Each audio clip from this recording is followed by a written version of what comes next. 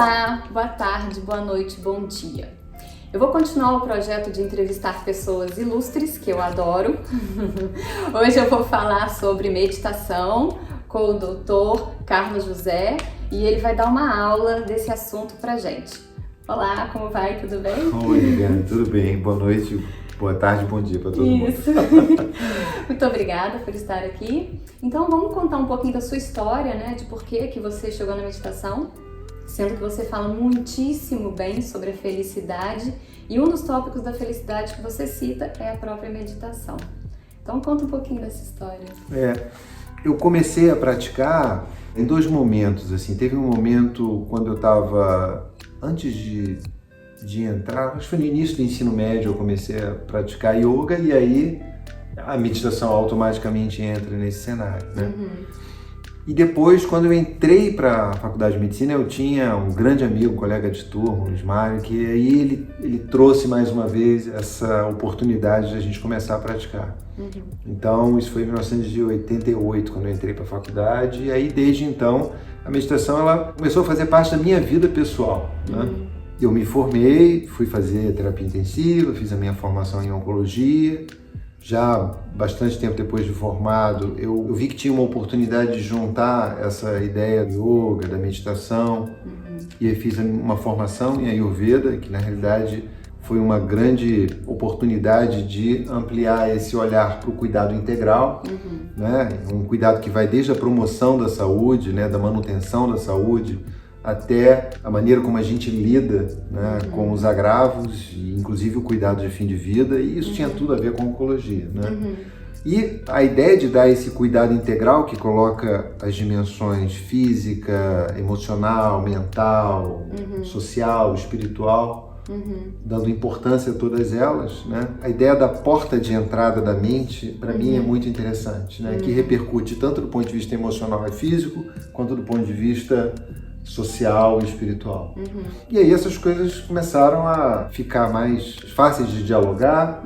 No Instituto Nacional do Câncer, a gente, quando teve a mudança da direção, a doutora Ana Cristina assumindo, ela apoiou essa ideia de imediato.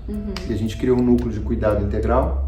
E a gente resolveu colocar a meditação como uma oportunidade de preservar a força de trabalho, cuidado, o estresse relacionado ao trabalho, o índice de burnout hoje em dia é muito alto, né, cuidando de quem cuida, e também na pediatria, cuidando dos pais, né, dos responsáveis, como uma oportunidade de redução de estresse. Então, foi assim que começou a entrar a prática da meditação no dia a dia do cuidado, né, por assim dizer. Né? Começou com o profissional de saúde, né?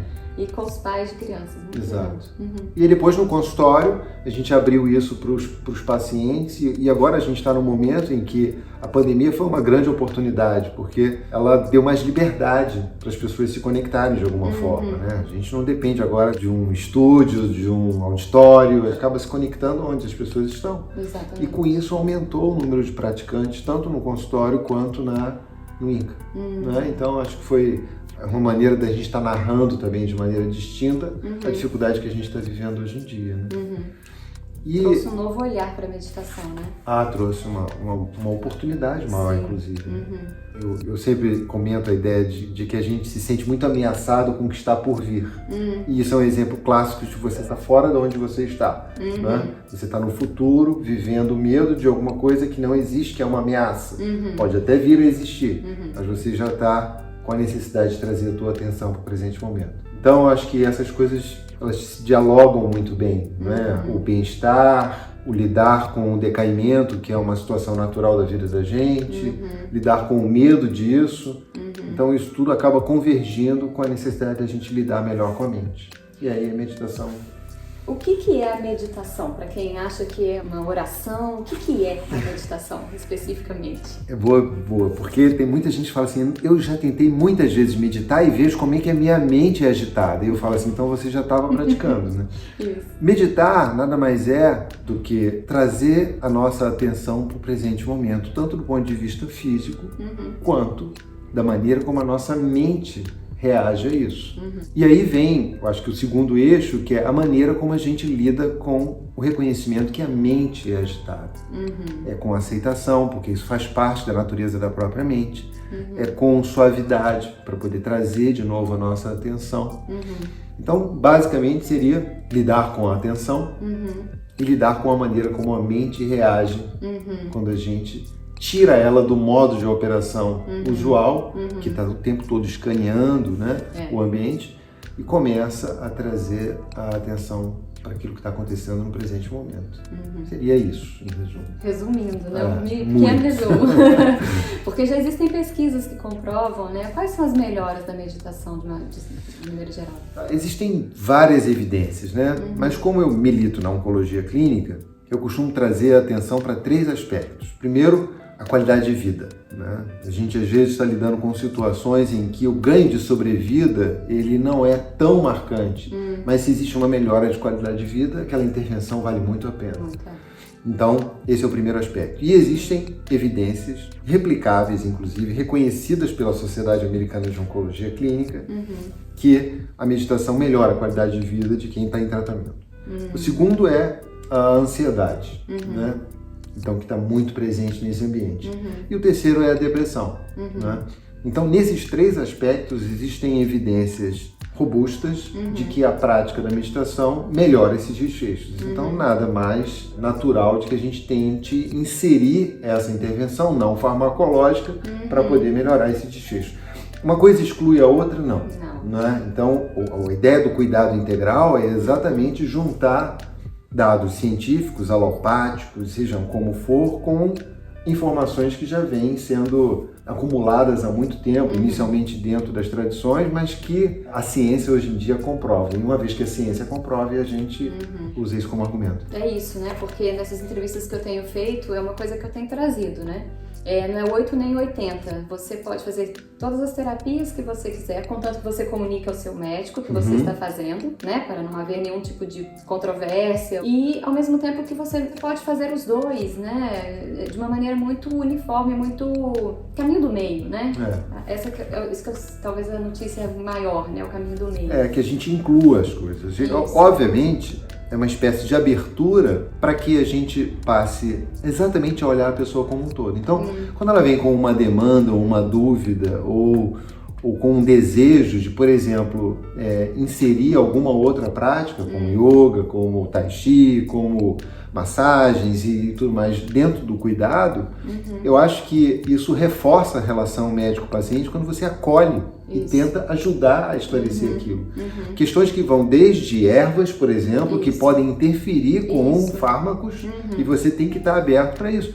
No Memorial, que tem um núcleo de cuidado integrativo já bem antigo, consolidado, um dos acessos assim, mais demandados é exatamente para entender essa relação, por exemplo, de ervas ou de medicamentos com o tratamento convencional. Sim. Então, reconhecer que existe essa demanda e acolher ela e tentar esclarecer tudo que tem a respeito e, obviamente, sempre baseado em evidência, é uma maneira da gente integrar e acolher a pessoa e cuidar dela de maneira integral. É isso. E uma última pergunta, não menos importante. Qual o melhor tipo de meditação? Eu acho que é a meditação que você faz. Né? Eu acho que pode existir uma discussão, né? Que uma meditação é mais apropriada, ou é a que gera o melhor resultado, ou é que é agregada ao conjunto de crença que a gente tem, não é? Eu acho que essa discussão não é uma discussão que é frutífera. Existem estudos, por exemplo, né, um estudo que ofereceu a oportunidade dos praticantes de, inclusive, treinarem para que pudessem ensinar 4 diferentes técnicas de meditação e ao longo do tempo, que não foi um tempo curto, elas não só se capacitaram, como praticaram, né? ou praticaram e se capacitaram. E se viu no final em que existia um percentual diferente, distinto, em que as pessoas que preferiam uma técnica em relação à outra. Então eu acho que isso pode ter um eixo de ambiente, de cultura, de uma espécie de vocação, ela se adapta melhor uma técnica à outra, né? Mas eu acho que no eixo ali de todas essas técnicas vai continuar existindo o manejo da atenção e a forma como a gente lida com a nossa própria mente. Claro. Né? E eu posso fazer deitado, em pé, sentado? Pode. Quer dizer, imagina se uma pessoa que é tetraplégica, com uma lesão alta, não vai ser privada de lidar com a própria mente, né? Aquele filme, O Escafandro e a Borboleta, né? Em que era uma pessoa que mexia só com uma pálpebra, né? Eu lembro que teve uma frase que ele falou aqui: enquanto eu for capaz, algo nessa direção, né? Enquanto eu tiver a minha mente, eu sou capaz de qualquer coisa. Então, isso já é uma referência de que você pode fazer a meditação, não vai ser a tua condição física propriamente dita, até porque em situações de dor ela é muito utilizada, melhorando os resultados do controle da dor, em que você vai ter uma limitação. Então, existem meditações andando, existem meditações em pé, parado, existe meditação sentado, né? É óbvio que deve ter uma forma inclusiva da gente tratar isso para que as pessoas possam praticar. Claro. Né? É isso. Que prazer falar com você. Muito obrigada. Eu agradeço o convite e a oportunidade. Muito obrigada. Muito obrigada a você que nos assistiu. Um beijo. Até lá.